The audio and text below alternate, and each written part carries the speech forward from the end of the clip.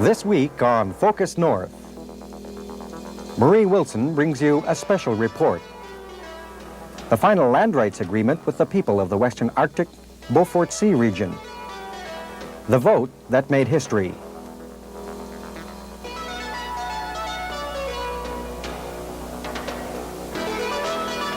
I'm glad they want to sell the land claim, and you know, we've been waiting long enough, about 14 years. It's way too long, eh? 15 trapping seasons have come and gone since the native people of the Western Arctic first organized to get their Aboriginal rights recognized by the Government of Canada.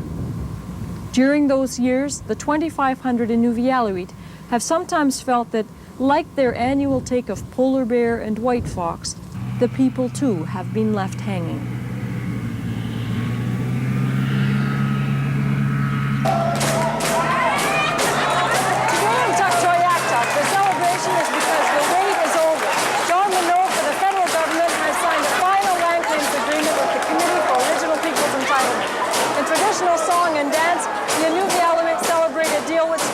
Protect such tradition, at the same time as preparing them for new steps forward in a changing north.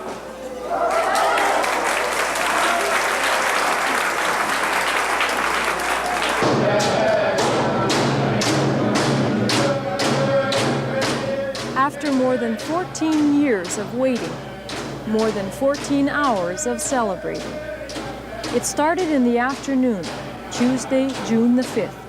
A day that will go down in Inuvialuit history. Ladies and gentlemen, welcome to Kitty Hall in Tuktoyaktuk. I was told that today is the dawn of a new era because somebody finally saw Cope's president Peter Green smoking store-bought cigarettes instead of his own. We'll all be a witness to and be participants in a moment in history, and I ask you to keep that in mind. It's something that you can feel is about to break open after today, and it's something that brings kind of a lump to your throat. A moment in history to be celebrated in style. The last wrinkles had finally been ironed out of the Cope Land Claims Agreement. With the RCMP standing on guard, this was to be the formal signing. The Western Arctic rarely sees so many suits and dresses. I'd like to call on the Nunangat MLA, Nellie Cornier. I assure you, this is not my dress. But one of the things I promised all the negotiators is that whenever we got our final agreement, I'd really dress up like a real lady. But I always told them that you can't boss people around when you're not in pants and a little bit sweaty. But I'm doing this tonight just for all the people who work so hard and the negotiators, and I'll give it back to Frida Lester when I'm finished with it.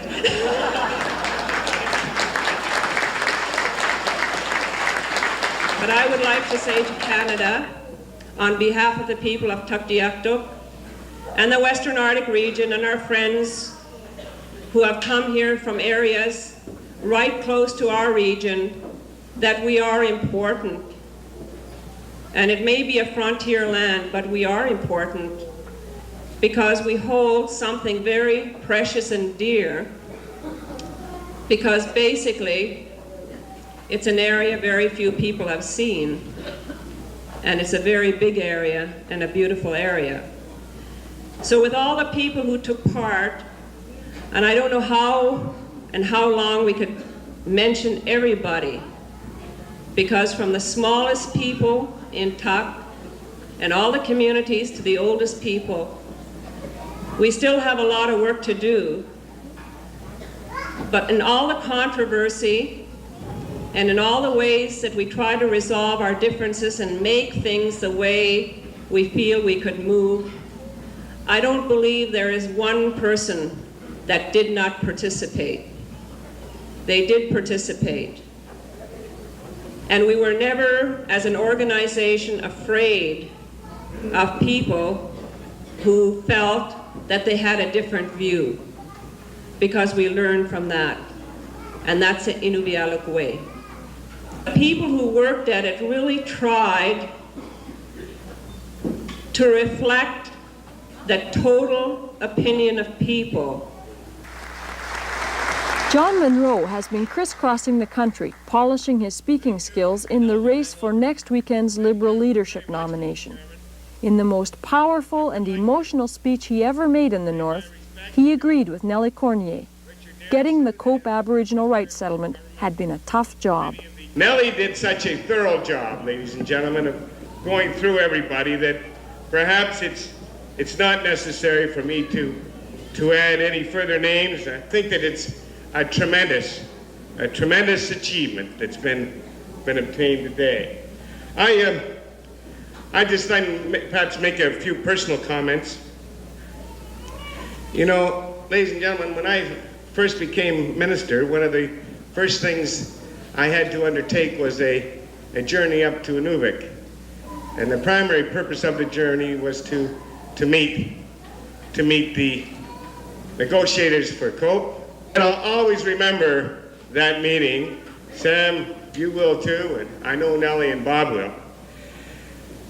Nellie held forth in a very articulate fashion, but she was anything but kind.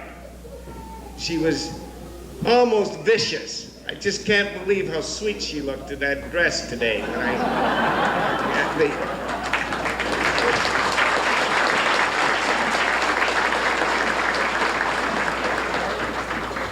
When I recall her demeanor on that particular occasion, but she dressed down the federal government and the people involved in the land claim in Cope in a fashion that I'd not heard expressed in such vivid language for quite some time. But they were tough times, there were acrimonious times, and there were bitter times between the federal government, between myself and some of the Cope negotiators, because they felt I was not seeing things their way. But you know, there was also an exchange of respect.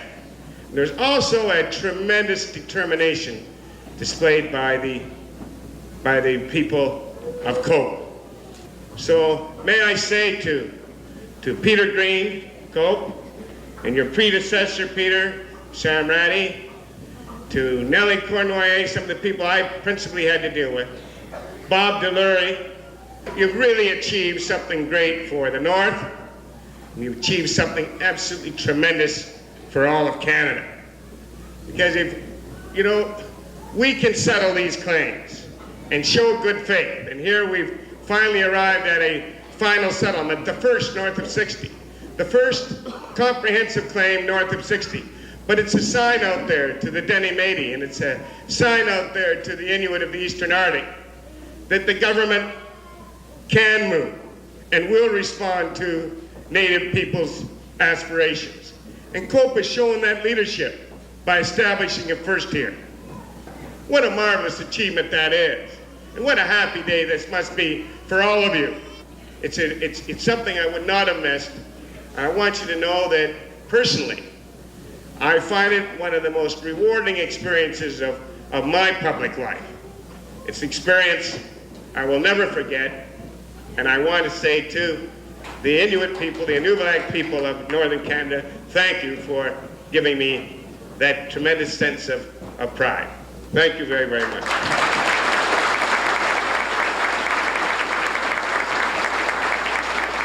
John Munro is bound to be remembered in the North. He's unlikely to become Liberal leader, but he'll be known as the Indian Affairs Minister able at last to nail down a land claims agreement in the Northwest Territories.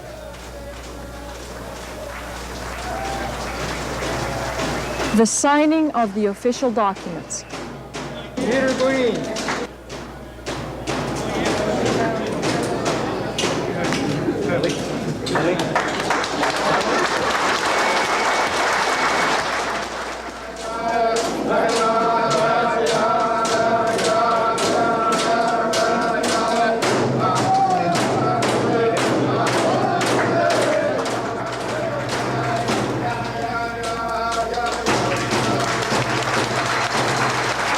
The Cope land claims package is finally wrapped up.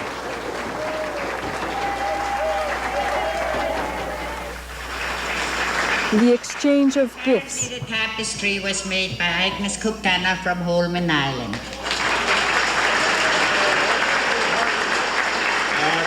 to commemorate the signing of the final agreement on the settlement of the West Arctic claim, presented by The party is on.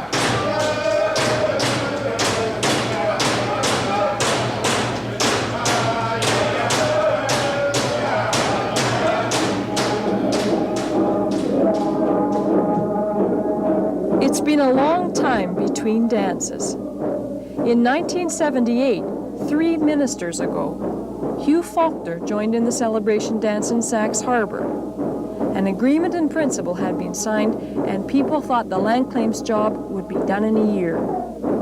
The next 6 years proved them wrong. There was opposition to the proposed deal from a new federal conservative government and from the government of Yukon. As it put the entire Yukon coastline under the control of COPE in respect to future development. We remain adamantly opposed to it, and by we, I mean Yukoners, both native and non-native.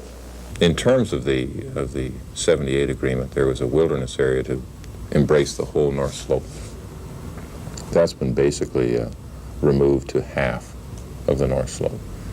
The remaining half comes under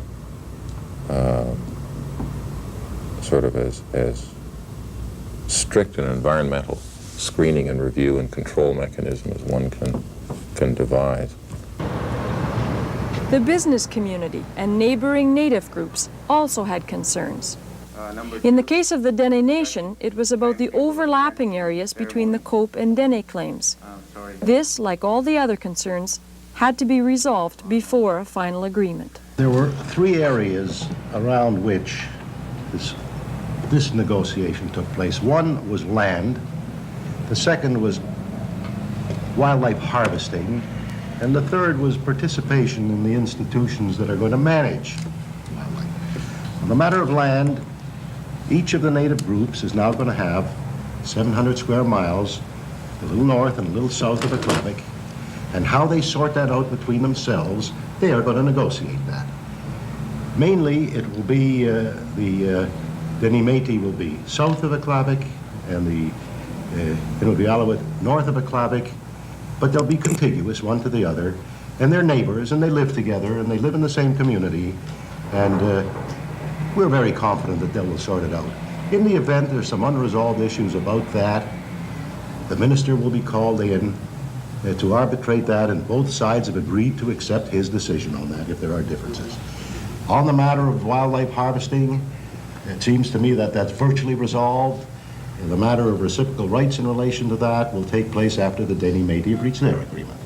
The third area on institutions, from what I've seen here and the things we've signed, recommended to the minister for his signature, does resolve the problem of the institutions. So this has got to be seen as a major breakthrough. After all the delays and some changes, the final Cope land claims package contains what the Inuvialuit say are the 3 most important things: land, wildlife harvesting and management, and money, in that order.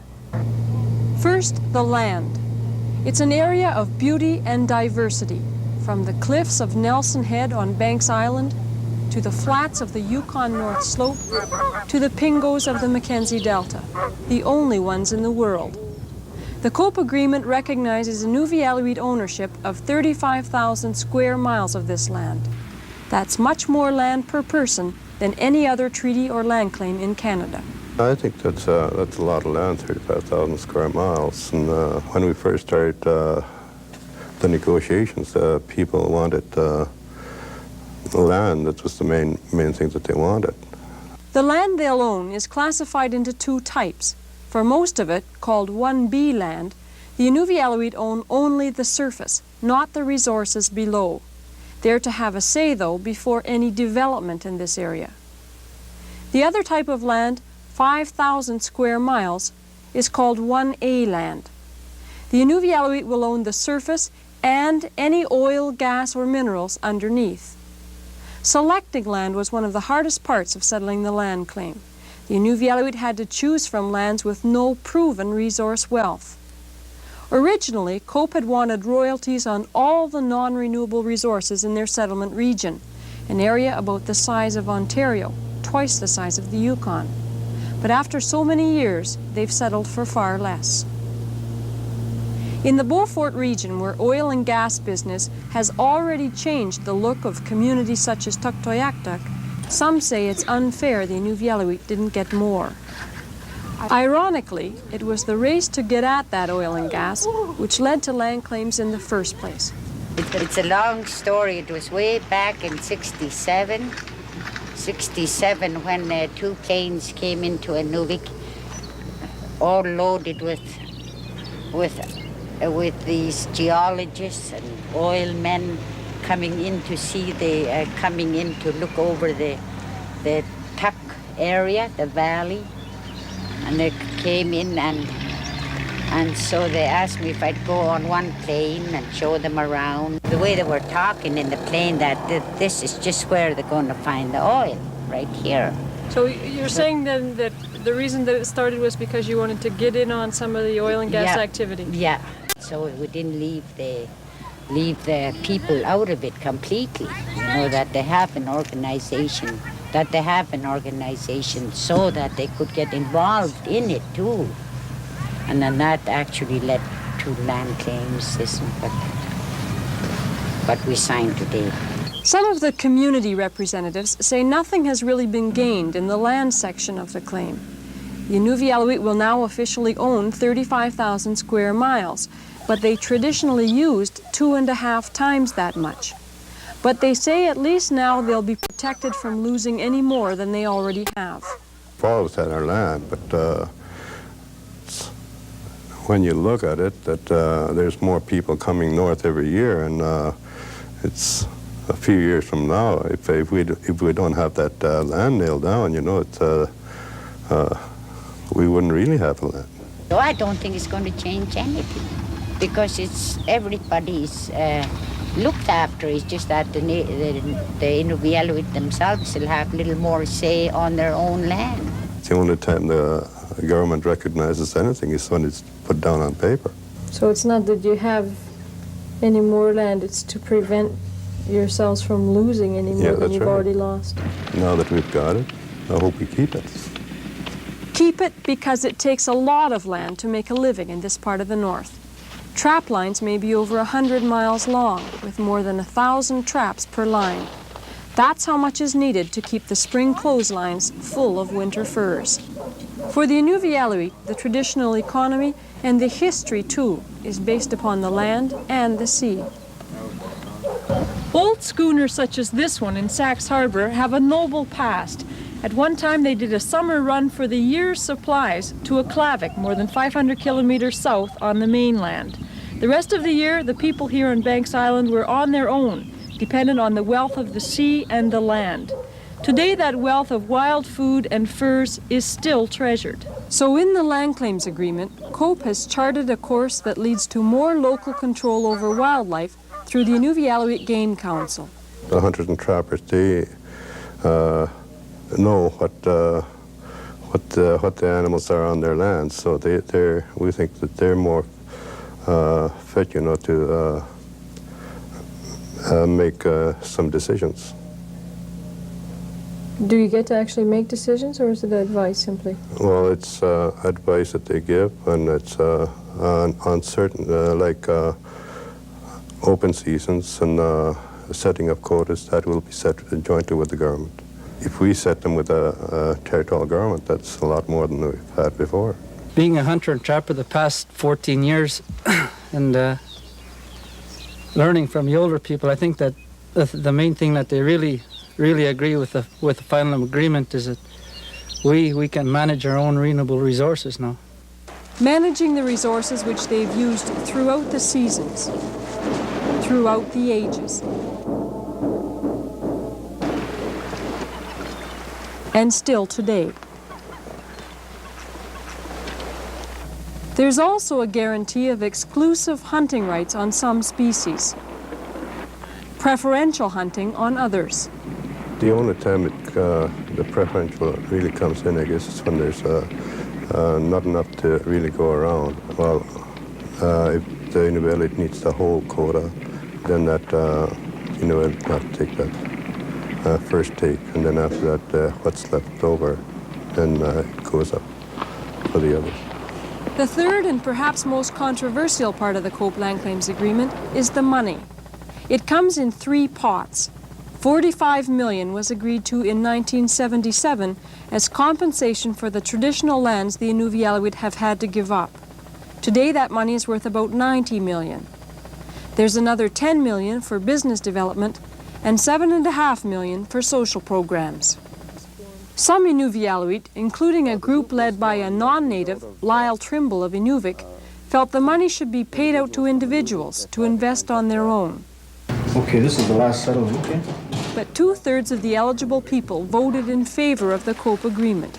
It sets out a different way of handling the cash. To manage Inuvialuit land and money, there will be 11 key bodies. At the heart of it all is the Inuvialuit Regional Corporation. It's similar to the Makivik Corporation that was set up in northern Quebec after the James Bay Agreement there. All Inuvialuit land and money will first go to this non-profit corporation called the IRC. From there, it will go to 3 other corporations. The land will go to the Inuvialuit Land Corporation. It will own the land.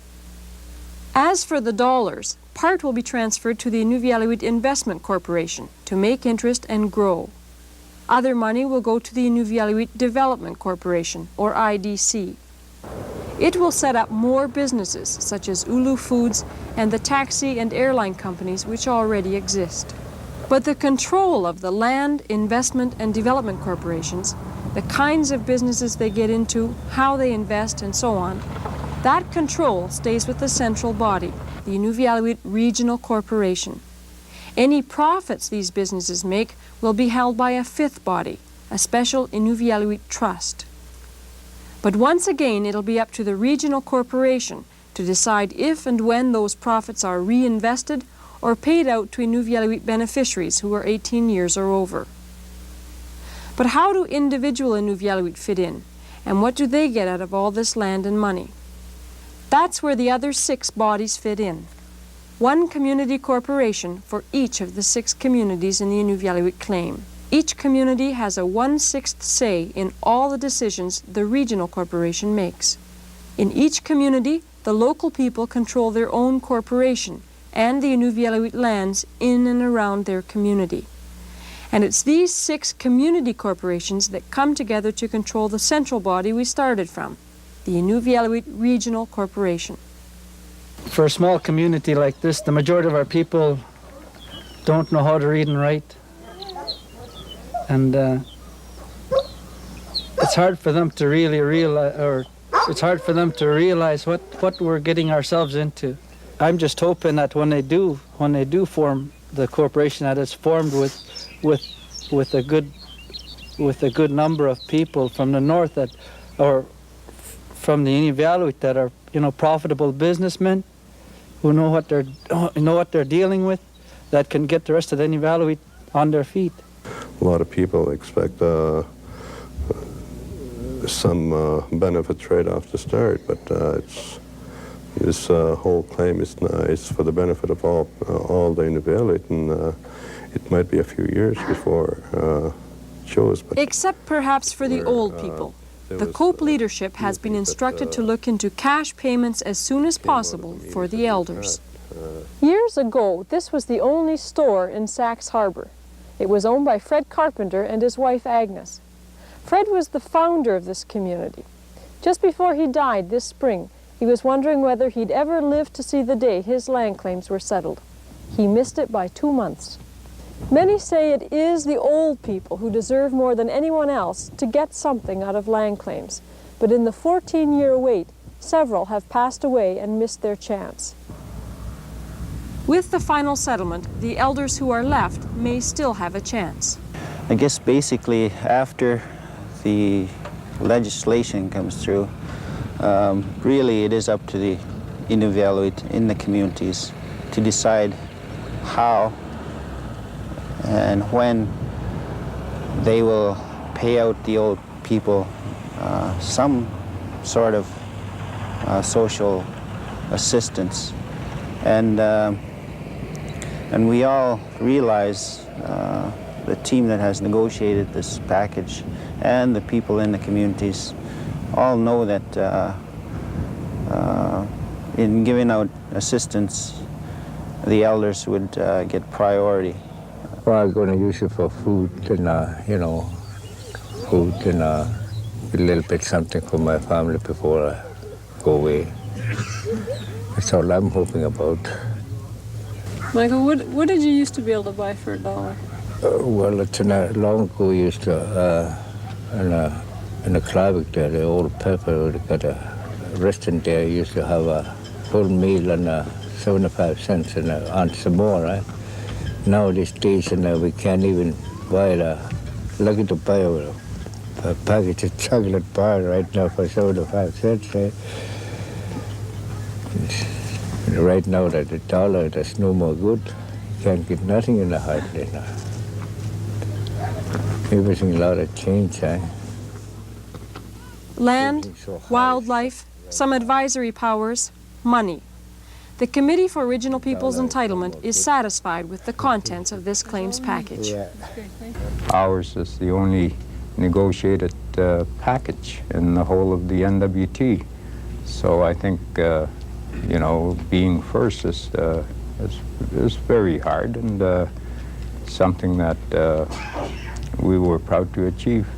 Groundwork is done. Now it's up to the younger generation to get busy, get education, training, and take over. To take over no longer on the sidelines, but in the big leagues of an increasingly competitive North. These young people know they need more training, but they too are hoping for a break from land claims. What would you like to see better or improved? More jobs, I guess. COPE leaders are confident they're on their way now. It may not always be smooth sailing, but with the final agreement behind them, it's downhill from here. If everything is handled the way it is in the package by the present and the future Inuvialuit, it becomes a very valuable package to build a very strong region. Yes. All the legwork has been done, and it's up to the Inuvialuit within the communities and in the region to make something of it. The sky's the limit. With good management, with good people, you can build, with what we have now in the package, you can really build something that will last as long as the world turns around.